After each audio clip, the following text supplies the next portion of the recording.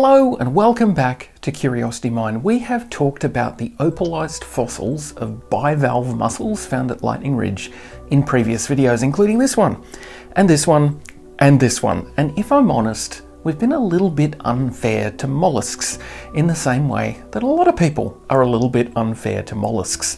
Of all of the opalized fossils found at Lightning Ridge, molluscs, and bivalve mussels in particular, are by far the most common. And by far, I mean by really, really far. A huge percentage of all of the opalized fossils found at Lightning Ridge are bivalve mussels. I think it would probably be impossible to find an opal miner who has never found an opalized bivalve mussel fossil, and just as impossible to find an opal miner who hasn't found a bucket full of the things. They're just so common, and because they're common, to a lot of people, they're also boring. Once you've seen so many of them, I mean, who cares, right? Well, that's not the case, and for very good reason. I spoke with Sherri Donaldson from the University of New England and the Australian Opal Centre about her current research into bivalve mussels and why these little, extremely common guys are so important. Hi, I'm Sherri Donaldson. I'm a PhD candidate at the University of New England up in Armidale, and I am studying the freshwater mollusk fauna from Lightning Ridge from 100 million years ago. So what I'm working on is looking at the distribution of molluscs across the Lightning Ridge region. It's an area, my field area is about 2,000 square kilometres, and it covers everything from Lightning Ridge down to the Grawin sheepyards, Glengarry fields. Now, 100 million years ago, this wasn't Lightning Ridge. So we're actually in the Gryman Creek Formation, which is a 100 million year old sedimentary deposit. Now it was fluvial, which means it was freshwater rivers and lagoons flowing from the northeast out to the southwest to the Eromanga Sea, which is part of the Great Artesian Basin. So in 100 million years ago, we weren't exactly on the edge of the ocean or of that ancient sea, but we were near enough to the edge of it. So the material that we get here is freshwater river bivalves and freshwater river snails. And they come in a lot of different shapes and sizes. And what I'm looking at is the distribution of molluscs that we have, the type of molluscs that we have, and wherever possible, whatever sedimentological data we can get. Because as a paleontologist, I need to have that sedimentological data to help me tell what type of environment they lived in.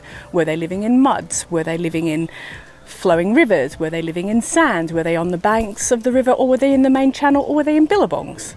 So I'm trying to build that story. It's the paleoecological reconstruction is what I'm interested in and what I'm hoping to achieve over the next couple of years. So what I'm doing is I'm working through the vast collections of these freshwater bivalves that are in collections at the Australian Opal Centre in Lightning Ridge, the Australian Museum in Sydney. There's even some in the Natural History Museum in London, which I've had the pleasure of visiting. Some of the earlier collections were sent back by the colonial explorers and studied in the UK.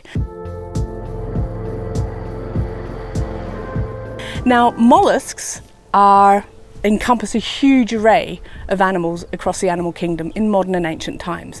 So for a mollusk, it can be anything from an octopus or a squid or a cuttlefish, a nudibranch, sea mussels, giant clams, tiny wee pippies, as well as the river clams, the river mussels, the river snails. So that's the whole kingdom of molluscs. What I'm working on primarily are the bivalves. Bi means two and valve means valve, and that concludes our extensive 3-week course. Let's get a bit of an introduction into what bivalve mussels are and how they work. What are bivalves? That's an important question to get an answer to start with. I've mentioned previously that bivalves are molluscs, and bivalves mean they've got two shells or two valves, a left one and a right one. So if you put your hands together with your thumbs pointing up, your thumbs would be the hinge or the umbo. You've got your left valve, you've got your right valve, and where it opens up is your commissure, or your opening. So what we have here today is we have some samples of fossil molluscs from the Lightning Ridge region, which are at the Australian Opal Centre, and I've also got a couple of modern day freshwater mussels for us to have a look at. The other things that we have is on bivalves is we have growth lines, and that can help describe to us which end is which. Unfortunately, they don't have heads and tails like dinosaurs and other animals. They don't have eyes either, although scallops in the deep sea do have eye sensors, but we're not talking about marine bivalves here. These animals live in the rivers, live in the muds, in the dark. They don't really need to know what's going on. However, their growth lines, on this one here, you will see parallel lines, and what's happening is it's going from the anterior end to the posterior end, and they're usually more concentrated at the anterior end because that's where they're growing from. They're growing around the shell, secreted by the mantle, which is the animal inside, and then they wrap up at the posterior end. More often than not, it's the pointy end is the posterior end, but like everything in nature, there's always an exception. Some of them have deeper or wider posteriors than they do anteriors. However, the other thing that can help tell us about the orientation of the animal is that when we look at the top section of it, so I'll hold that vertically, sometimes they look like little owls because you have two ovals, one on either side of the umbo, which is sort of their high points, and these get eroded. So more often than not, you will find them looking a little bit like eyes, but they're not really eyes. You then can have the hinge ligament and the lunule, and that can be either raised or it can be sunken in. So again, these are diagnostic features, and you can just, it helps with the taxonomy and the identification of the species that we've got going. So here on this little specimen, we've got the eroded umbo, we've got a raised lunule, and we have some really nice growth lines from anterior to posterior. As you can see with this little specimen, it doesn't have the rainbow play of colour that everybody associates with precious opal. But for scientifically, it's got such great detail on it, it can tell us a lot about what's going on. Now, it's not just this shape that we get at Lightning Ridge. We get an array of bivalve shapes. And at the moment, most of them are all under study, which is what I'm here doing, is trying to work out who's who. So I'm just going to run you through quickly some of the different shapes that we get in this assemblage that I have here. It's a mixed assemblage, which means it's come from a lot of different places. Over here, there's just a snapshot of some of the different shapes that we have. We have long and thin with blade-like structures. We have short and fat, really inflated umbos. We have triangular shapes, we have almond shapes, we have really large burrowing shapes. So there's a whole array of locations where these animals are found, and unless they're absolutely beautiful, like the precious opal fossils that you've seen, a lot of the animals that I'm studying are pretty nondescript. But to me, as a paleontologist and a paleobiologist, they still hold a lot of information that can tell us about what went on, where it went on, how it went on 100 million years ago. What makes molluscs, and bivalve mussels in particular, really interesting is their ubiquity, their sheer numbers. In a lot of ways, what makes them kind of boring is also what makes them so very useful to paleontologists and paleobiologists like Sherri. So while opalized dinosaur fossils, like the bones of Fostoria and lightning claw, are undeniably awesome, they're found in very, very small numbers. One lightning claw, a small grouping of Fostoria. Weewarosaurus is even more complicated, but my point is that there aren't many of them. Bivalves, however, are found by the thousands, the tens of thousands. And while each individual mussel can only tell us so much, all of them kind of become mollusk big data, and allow researchers to explore things like climate and ecology and predation and water quality over a massive scale. You can't do that with a dinosaur. When we're studying these animals, we use what's called comparative anatomy. So we compare the modern animals with the ancient, and we can do that quite successfully with bivalves because they haven't really changed a lot over time. Yes, they were impacted by the meteorite, the Chicxulub meteor impact that wiped out the dinosaurs.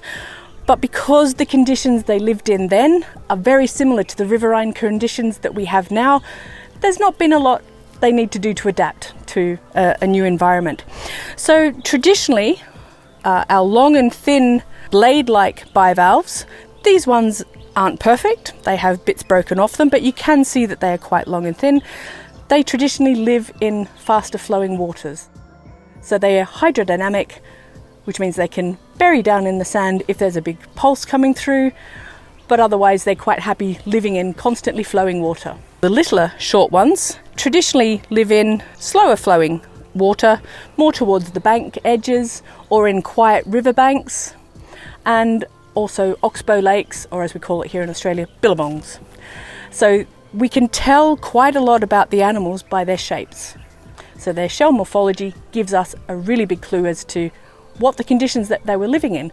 And when you're reconstructing ecology of somewhere, you want to know what the water was doing, what was the sediment doing, and who lived there, not just who passed through.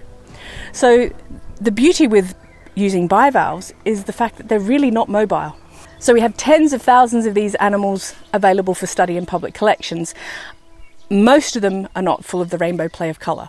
Most of them are sandy coloured. They might have some honey potch or some blue potch on them, but they're not really attractive for display, unless en masse, because it just shows the huge amount that we have available.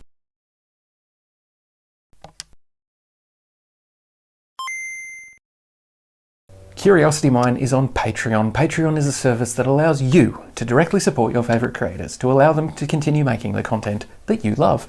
If you enjoy these videos and you think Curiosity Mine deserves your support, head on over to patreon.com/curiositymine for more information on how you can support the channel directly. If you do, you'll get your name on this list of amazing people who are supporting the channel already. So head to patreon.com/curiositymine or curiositymine.com/Patreon. All roads lead to Rome. But for now, let's get back to something mollusky.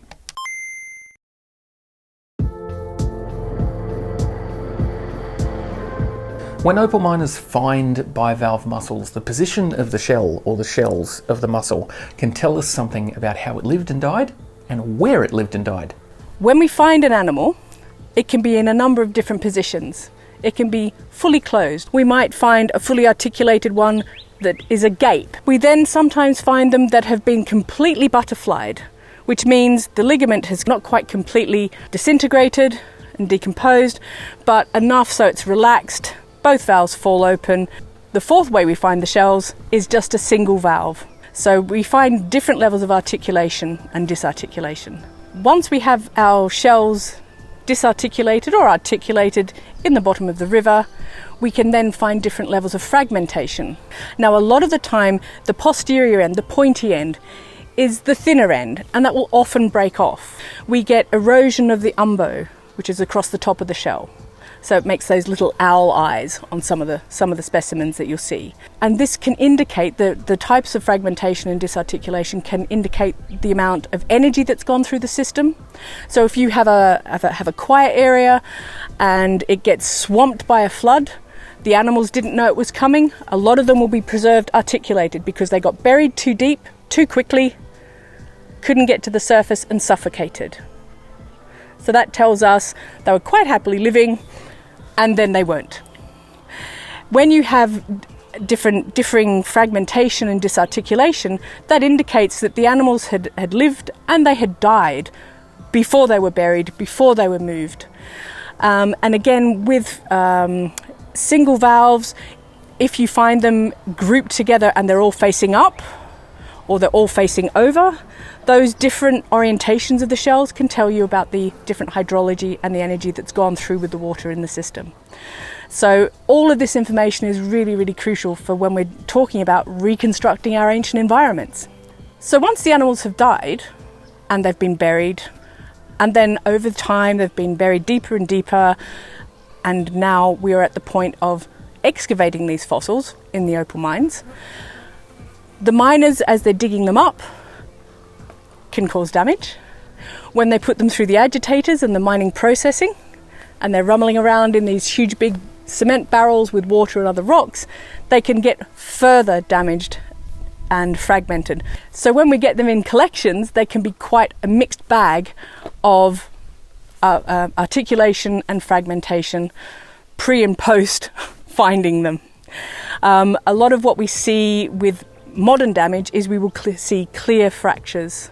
So the ends or the areas where there's damage will be clear. We know that's a modern piece of damage rather than an ancient piece of damage. So there's a lot we can tell even with damaged specimens. So there's a huge amount of information available to us in the collections that will help tell us the story of the Cretaceous 100 million years ago. As paleontologists, we're trying to reverse engineer the paleo environment by using limited sedimentological data that we can get from some mines, together with the animal record and plant record that we receive in terms of fossils. So what we have in Lightning Ridge is a possibility of time averaging. So we get deposits of molluscs, and they could be from one single flood event, it could be 100 years of flood events, it could be 1,000 years of flood events. We have to work with what we're given. So we can do a best estimate based on the evidence that we have available to hand, and that's a lot of what my research is trying to uncover: is what evidence have we got, what stories can we tell, because these are not just rocks with lips, courtesy of Z. Frank.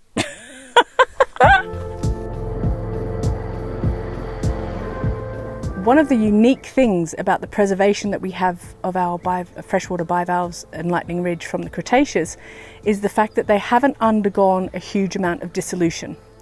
Now, what I mean by this is that the shells in modern freshwater systems, once the animal has died, they can often dissolve quite quickly. And we've got some examples here. Now, as you can see on this shell, it is completely covered. This is a modern Velusinio ambiguous mussel, pond mussel, and it has quite a brownish, it's very dry, but it's a brownish covering across the shell. And if we open it up, you can see the mother of pearl nacre on the inside. Now that's the aragonitic interior. On this other example here, it's a smaller example, but you can see the outside has been completely eroded. And you can see, if you hold it up to the light, you can actually see through it, because the acidic conditions in the freshwater have dissolved the periostracum, and it is actually dissolving away the calcium carbonate and the aragonitic material whilst the animal is still in the water. So this first example, the animal died above the waterline, so it died subaerially, exposed to the air. And in this second example, it has actually died in the water and it has been eroded by the current, so you can see the erosion marks on there. The material that we get at Lightning Ridge has some erosion on it, some dissolution on it. So a lot of the shells will have at their umbo, which is at the top of the shell where the hinge line is. I mentioned earlier that there are potentially little owl-like eyes that are peering back at you. That is evidence of dissolution. You still have the growth lines on a lot of those shells, which means that the rest of the animal has been either preserved in mud and has only been a little bit exposed to the actual flowing water. But a lot of the material that we have, the shell is thick enough and it has been preserved quick enough and covered quick enough that we didn't lose that to dissolution. So the shells are very fragile when they're alive. They're even more fragile shortly after they die. But if they're covered quickly, buried quickly, then we can hopefully get them fossilized and dig them up 100 million years later.